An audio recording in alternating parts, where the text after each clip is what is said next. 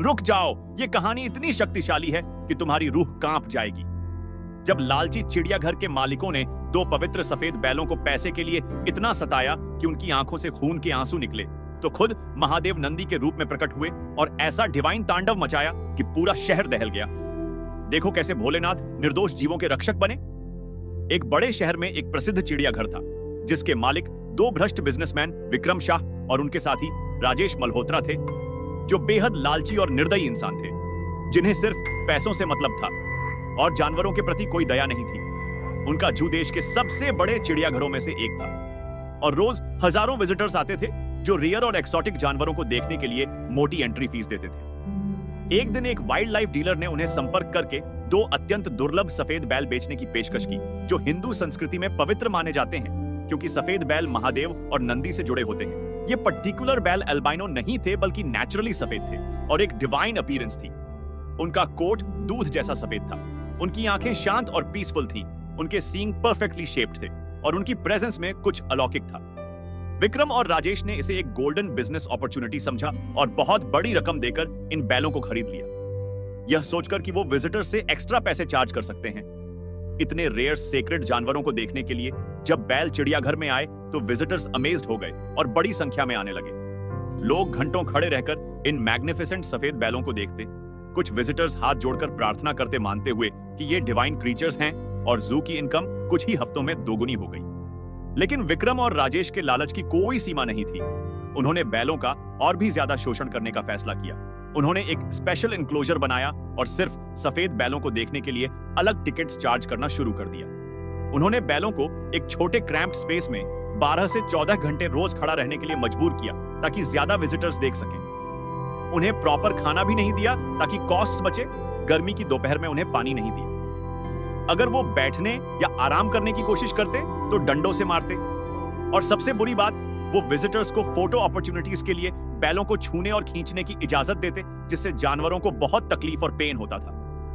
दोनों सफेद बैल, जो नेचुरली जेंटल और पीसफुल क्रीचर्स थे, भयानक तरीके से सफर करने लगे। उन्होंने खाना बंद कर दिया, उनकी पसलियां दिखने लगी, उनका ब्यूटीफुल सफेद कोट डल और गंदा हो गया। उनकी आंखें जो कभी शांत थीं, अब गहरा दर्द और उदासी दिखाती थीं। और कभी-कभी उनकी आंखों से आंसू बहते जब वो दिन ब दिन ये यातना सहते थे। सिर्फ एक इंसान था जो इन बैलों की परवाह करता था, एक बूढ़े झुकी पर शंकर प्रसाद, जो चिड़ियाघर में 30 सालों से काम कर रहे थे और सभी जानवरों से अपने बच्चों की तरह प्यार करते थे। शंकर बहुत धार्मिक इंसान थे और महादेव के परम भक्त थे। वो हर सुबह शाम पूजा करते थे और हमेशा गले में रुद्राक्ष की माला पहनते थे। जब उन्होंने देखा कि इन पवित्र सफेद बैलों को कैसे टॉर्चर किया जा रहा है, तो उनका दिल टूट गया और उन्होंने कई बार विक्रम और राजेश को समझाने की कोशिश की। सर, ये पवित्र बैल हैं, ये सफर कर रहे हैं, प्लीज इन्हें प्रॉपर खाना और आराम दो, इन्हें ऐसे टॉर्चर मत करो। लेकिन ऑनर्स हंसते और कहते, शंकर, तुम बूढ़े हो गए हो, ये सिर्फ जानवर हैं, हमारे पैसे कमाने के लिए हैं, तुम अपना काम करो। शंकर रोज बैलों के पास जाते, उनके माथे और पीठ पर हाथ फेरते और उनसे बात करते, मेरे बच्चों, तुम नंदी के वंशज हो, तुम पवित्र हो, भोलेनाथ तुम्हें जरूर बचाएंगे।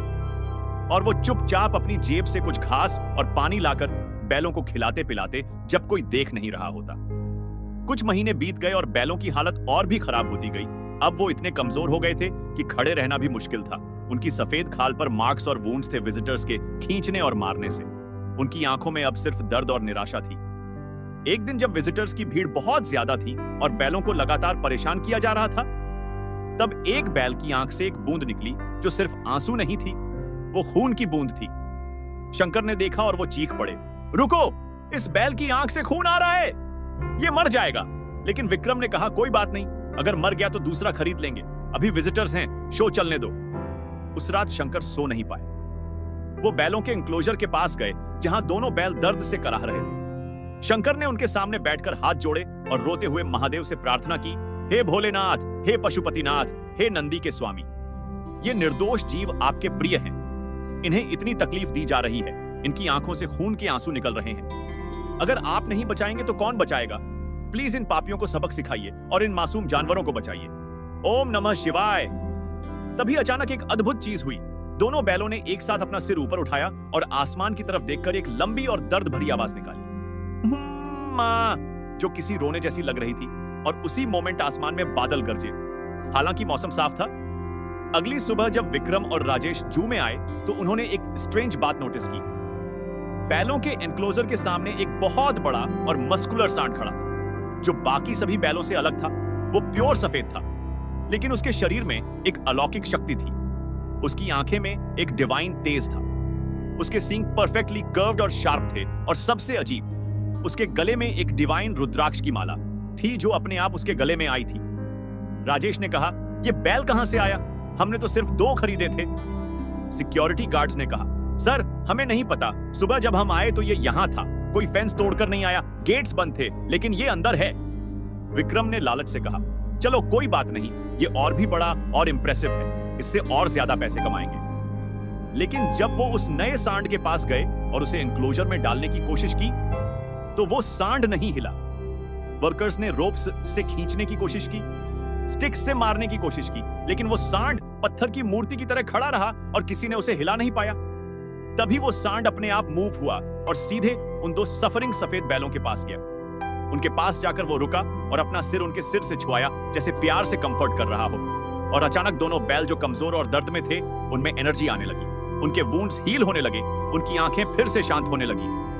शंकर ये सब देख रहे थे और उन्हें तुरंत समझ आ गया, ये कोई साधारण सांड नहीं है, ये साक्षात नंदी हैं, जो महादेव के रूप में इन मासूम बैलों को बचाने आए हैं।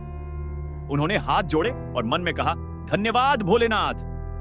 विक्रम और राजेश ने फिर से उस डिवाइन सांड को पकड़ने की कोशिश की। इस बार उन्होंने इलेक्ट्रिक प्रॉड यूज किया, जो जानवरों को शॉक देकर कंट्रोल करने के लिए यूज होता है।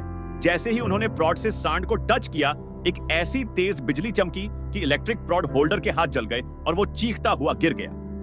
अब सांड ने अपना असली रूप दिखाना शुरू किया। उसकी आंखें लाल हो गई, उसके सींगों से स्पार्क्स निकलने लगी, उसके शरीर से एक डिवाइन एनर्जी फील्ड बनने लगी, और उसने एक इतनी तेज और भयानक गर्जना की कि पूरा जू हिल गया। हुम्माओ!